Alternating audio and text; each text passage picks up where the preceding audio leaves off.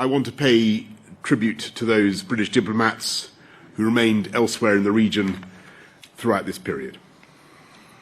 The United Kingdom and our allies will not watch passively as Putin carries on this onslaught. And what I think we've seen here in New Delhi is one of the world's oldest democracies and the world's largest democracy sticking together and confronting our shared anxieties about autocracies and autocratic coercion around the world, and acting together to make our countries safer and more prosperous.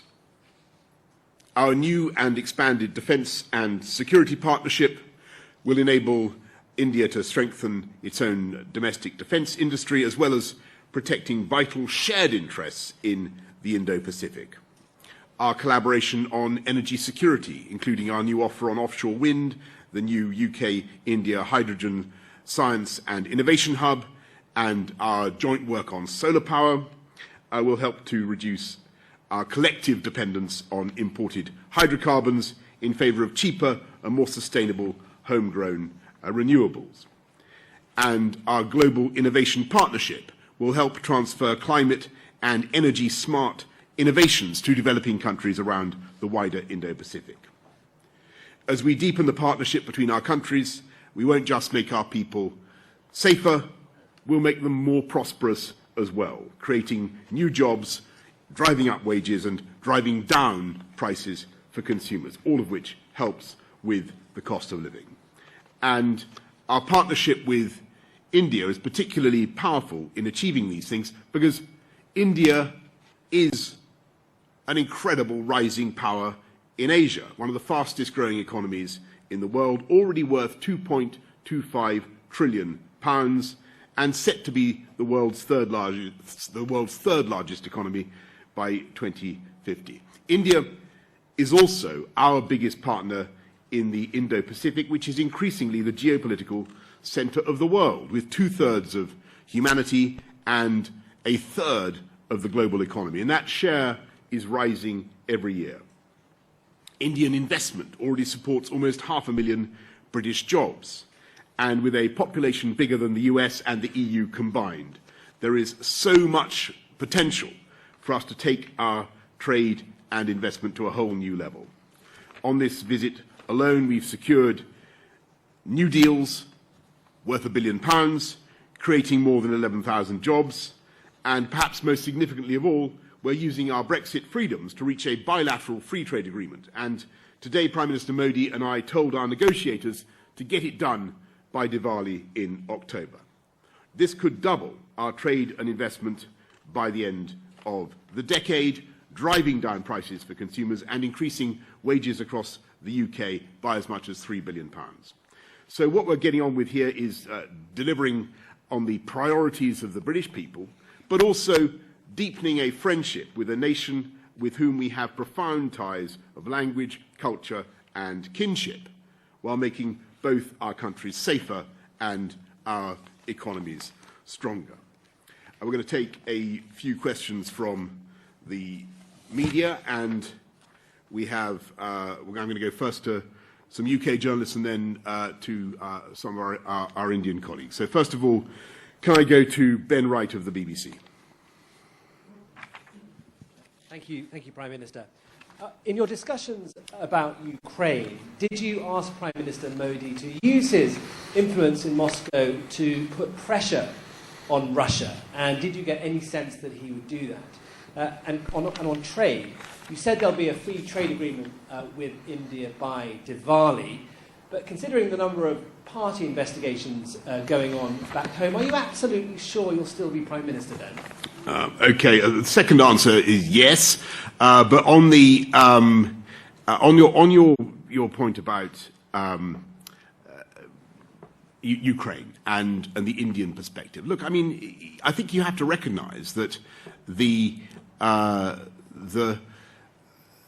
Indians have actually, and Narendra Modi in particular, have come out and been very strong in their language about what's happened in Bucha, and talking to to Narendra, to Prime Minister Modi today, it's clear that he has already intervened several times, and I'm sure this is no secret from our Indian friends. He's intervened several times with Vladimir Putin, really to ask him what on earth he thinks he's doing, and where he thinks this is going. And what the Indians want is peace, and they want the Russians out. And I totally agree with that. And I think that there's a difference in the balance clearly, because India has a historic relationship with Russia, which everybody understands and respects. That goes back decades. But what was so interesting about the last couple of days has been the way in which Britain and India are being really encouraged, obliged by the pressure of events today. As I say, autocratic coercion, whether it's in Russia or China or wherever, to do more together. And that is, I think, offering up a huge joint agenda. And there are three big areas where you're seeing work being done now. They're on the green growth side, big agenda for us, clean power, and a lot of work is being done on that. They're on the security and defence side, and a huge amount there, which I could go into, and then of course on the trade agreement. And there, I think, all trade agreements are tricky, Ben, to get to your point about trade, but and there will be tough asks of both sides, but I'm sure we can do it. And what you got today was a massive push from both governments to get it done, and so I'm very encouraged. Anushka Astana, ITV. Thank you, Prime Minister. You say that Prime Minister Modi has asked Vladimir Putin what on earth he's doing, but we know that India has abstained on key motions at the UN over this. Its Foreign Secretary has just come out and said you didn't put any pressure on India to change its position. Why isn't that? What did the Prime Minister say that convinced you more pressure was not necessary? Just one more question. You're facing 3 investigations back home, and it's led to a catastrophic loss in trust. Polling this week from YouGov says that 74% of the British public think you're untrustworthy. Only 12% think you're trustworthy. Some say you're like a cat with 9 lives. How many have you got left? Anushka, on your second question, we had talking about cats. We had a pretty good kick of the cat yesterday. Not that I'm in favour of kicking cats for the avoidance of doubt, but we did all that with great respect. And what we're talking about today, is, as I said in my answer to Ben, is the ways in which the situation, not just in Ukraine, but the situation around the world, is obliging the UK and India to do more together. And the position on the position on Russia that the Indians have historically is well known. They are not going to change that. Of course, that's true, but they are. They can see what is going on, and there is an increasing appetite to do more with the UK. And if you look at what just in the security and defence side of it, on maritime propulsion, electric maritime propulsion of ships, on new collaboration on new aero engines, on undersea capabilities, on cyber, helicopters, space, a huge new joint agenda, and that is being driven by contemporary events. And I think it's a positive thing. It's a great opportunity, and what it does is it helps to drive the Make in India agenda of Prime Minister Modi, but also helps to drive the idea of co-production and doing things together, and that's where I think the opportunity is. Hugo Guy, the Eye. Thank you, Prime Minister. You've made it clear you don't want to talk about questions over your future and over your conduct. But it's also clear that voters are interested in this. Polls have repeatedly showed that voters are deeply concerned about Downing Street parties and about your position. What's your message to the British public? Are they wrong to care about these things? And can I ask you, you've talked about your friendship with Narendra Modi and the close relationship that you've struck. During your conversations, did you bring up the concerns from human rights groups that he's presided over a culture of growing Hindu nationalism and democratic backsliding in India?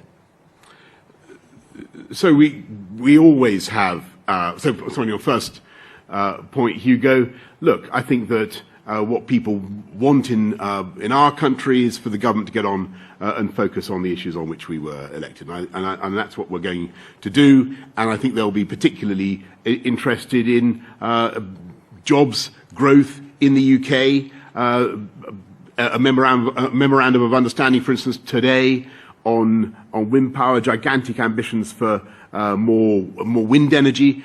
Both of us from offshore wind, offshore, not just offshore, but floating platforms. We want to work on together to produce substantial quantities of new wind power, which will enable us to produce more energy for our people together in a very short time. That strikes me as being a reasonable thing for the government of the UK to focus on. That is what we are focused on, with greatest respect to the evidence that you may cite. And secondly, on our relations with India and how we deal with questions about human rights or democratic values, of course we have these conversations, but the advantage of our friendship is we can have them, and we can have them in a friendly and private way. And I just want to say it is very important to realise that India has constitutional protections for communities. They're part of its constitution. India is a very, very different country from autocracies around the world. It is a great democracy, and that's why. And it is a stunning, shining fact. 1.35 billion people who live under a democracy, and that's something we should celebrate. And it offers us an opportunity for closer cooperation and partnership. That doesn't mean I'm not going to raise tough consular questions as I have today, and other difficult questions. Of course we do that, but we do that as friends. Okay, Mesa Hall, The Express. Thank you very much, Prime Minister.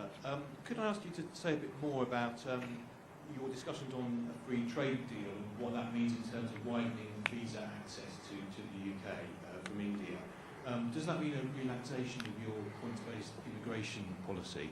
And can you explain, or how would you explain to Brexit voters that you've identified gaps in the labour market, but in this instance you're looking to fill them through immigration rather than encouraging firms to raise skills and raise wages? Yeah, thanks very much, Mesa. I think the first challenge we have, of course, is to raise skills and raise expectations in our own country, get people into the jobs that we have. We've currently got about 500,000 jobs that aren't filled, possibly, well, actually 1.25 million vacancies. We have 1.8 million people unemployed. What I want to see is a lot of those people who are currently on the unemployment register off benefits and into work. And that's why we set out the Way to Work challenge earlier this year to get 500,000 off benefits and into work. That's making progress. I want to see people get the skills that they need to do the jobs that the UK has begging to be done, and there are many of them in lots of sectors. But we have some particular shortages, and if you look, for instance, at IT, you look at computer programming, there are areas where there's no question that Indian skills can make a difference. So you're right, Mesa, in your priorities.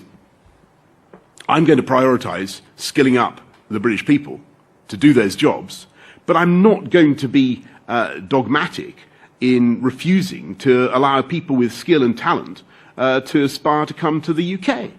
And our country has done brilliantly well from having people of ambition and skill and genius coming to the UK. And all I would say is that we need to control it.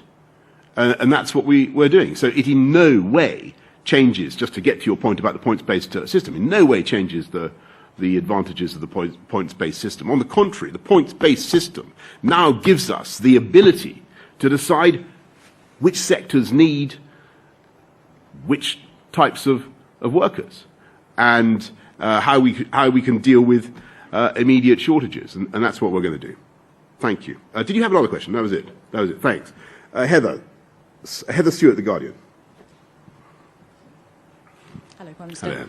A new report from the Royal United Services Institute today says Russia is laundering components for weapons from Western countries, including the UK, through India. You've announced an open export licence for defence on this visit. How will you ensure nothing that we export to India ends up in Vladimir Putin's hands? And second one, if I may, are you going to pass legislation allowing the government to suspend aspects of the Northern Ireland Protocol? Thanks very much, Heather. So, look, one of the things that has been really effective in the sanctions that we've seen so far is the ban on tech transfer to Russia, and that really makes a difference. And it's starting to mean that they can't service their planes. There are real problems starting to arise. We've got to ensure we keep that ban tight. We'll be making sure that we don't allow any loopholes of any kind. So we won't. We will take steps to make sure that stuff does not go through other routes to Russia. On your point about the Northern Ireland Protocol, look, this is something that has been a consistent issue for the UK government, and I think it's very, very simple. It's about the balance of the Good Friday Agreement, and because of what is happening, I think that it'd be fair to say that the protocol really does not command the confidence of a large component of the population in Northern Ireland. We have to address that. We have to fix that. There are very substantial diversions of trade, and it's going on, and it's getting more acute. We have to fix that. We think we can do it with some very simple and reasonable steps, and we've talked repeatedly to our friends and partners in the EU. We'll continue to talk to them. But as I've said many times now, we don't rule out taking further steps if that's necessary, and that's the position. But I've said that many times. Of course. Steve, that goes without saying.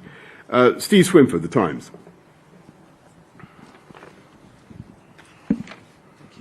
Prime Minister, Western intelligence officials briefed us yesterday that the war in Ukraine could continue until the end of next year, and they said bluntly that Russia could win. That is a scenario that's possible.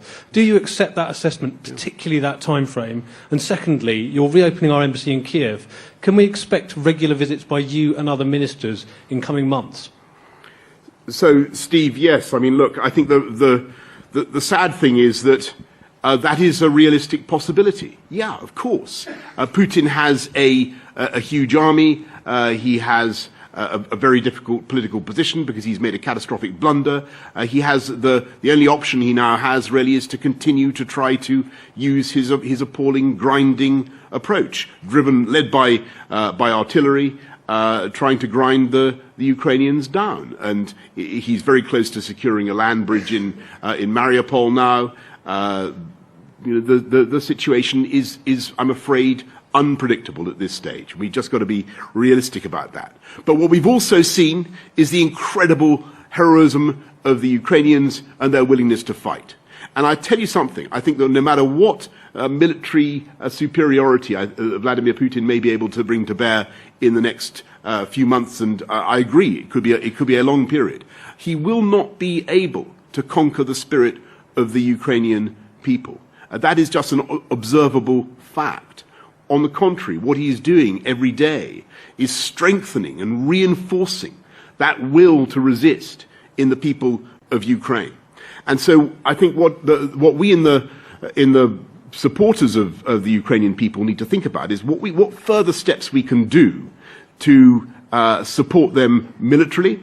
And you know about what we're doing with the artillery that we're sending, the shells that we're sending, both NATO standard and Warsaw Pact, a former Warsaw Pact standard. You know about the armoured cars, 150 armoured cars. I think perhaps what I haven't said in public before is that we're also looking more at what we can do to backfill in countries such as Poland, who may want to send heavier weaponry to help defend the Ukrainians. So we're looking at sending tanks to Poland to help them as they send some of their T-72s to Ukraine, and other steps like that. And you know, I think about the anti-ship defences and so on. So we've got to look at what more we can do militarily. We've got to keep intensifying the economic sanctions, and that's what we're doing. We want to make sure that there is wave after wave of intensifying pressure on Putin. And we've also got to set out a vision for the future of Ukraine in the security architecture of Europe. And where does Ukraine fit in now? Because that, I think, is a question that everybody will need to answer. And the Ukrainians will need to be able to answer that question if and when there is ever a realistic negotiation, which doesn't seem likely at the present time. But eventually, what the Ukrainians want, and I think are now going to get, is a collection of security guarantees from like-minded countries, security commitments about what we can do to back them up with weaponry, with training, and with intelligence sharing. Not like an Article 5 guarantee, won't be exactly the same thing, but what it will be I hope, it will enable the Ukrainians to offer deterrence by denial, and to make sure that their territory is so fortified as to be impregnable in the future to further attack from Russia. That's what we need to do. And on your question about getting ministers to Kyiv, I'm all in favour of that. But we have no immediate announcements. I think it's a good thing if people do go there to show their support, their solidarity with the Ukrainian government and with Volodymyr Zelensky. Thanks. I think that was both things. Can I go to Kamaljit Sandhu from India Today? So my question is, Sorry. India has several concerns as far as Nirav Modi and Vijay Mallya are concerned. How is UK taking those up? Also, there is also an issue about Khalistani extremists. There has been a concern from the Indian side for quite some time. What actions have been taken? Yeah, thank you very much, Kamaljit. So it won't surprise you to learn that both these things were raised with us. And we have a very strong view in the UK that we don't tolerate extremist groups setting up in the UK with a view to causing threatening other countries, threatening India. But what we've done in particular as a result of this visit is set up an anti-extremist task force to see what more we can do to help India in that particular respect. And on the two individuals that you mentioned for the extradition cases, I think there are legal technicalities that have made it very, very difficult. But what I can tell you is that the UK government has ordered their extradition, and that we have said that from our point of view we want them to be taken back to India for trial. And perhaps I should just say, perhaps going back to Mesa's point, we welcome people who have talent and brilliance coming from India to the UK. We don't welcome. I want to make it absolutely clear now. We don't welcome people who want to use our legal system to evade the law here in India. So let me be absolutely clear about that. Let's go to Rizal Hassan Laskar from his Hindustan Times. Mr. Prime Minister, you spoke both yesterday and today about the ambitions for having the free trade agreement by October. Yes. What, if any, are the sticking points or the tough asks that are, that you need to surmount before October? And secondly, if I may, The expanded defense partnership, India and the UK haven't had a major defense deal since 2003 when the deal for the Hawk aircraft was signed. And now India has moved towards manufacturing most of the defense equipment within the country. How are you going to work with India on this aspect? Is it going to be technology transfers or boosting Indian production? Thank you. Thanks very much, Rizal. So look, there are several things there. First of all, the free trade deal. I think there are going to be some difficult issues. Tariffs, tariffs on whiskey is a tough one. It would be a great thing, I think, if we could fix that. But there are all sorts of things that need to be addressed. I think, but there are big opportunities, and we can get it done. And the firm message has gone out from our friends to make progress. And so I'm optimistic. And on your point about defence and how that's going to work. Look, you're entirely right. What we've agreed is that there has to be a focus on a company-to-company basis. And so when we look at some of these projects that I've described, whether it's electric propulsion for ships or new aero engines for fighters or undersea technology or whatever it happens to be, what we're going to do is make sure that we bring our companies together. And there are some great companies in India. But that we have an approach of co-production, joint development, and doing it that way. So it satisfies the Make in India objective, but also works in terms of technology transfer. And what we agreed at this meeting is that our national security advisors, our defence ministers, our foreign ministers will now get together in a rolling programme so that we make progress on this within a year. But there is a big agenda of work already underway.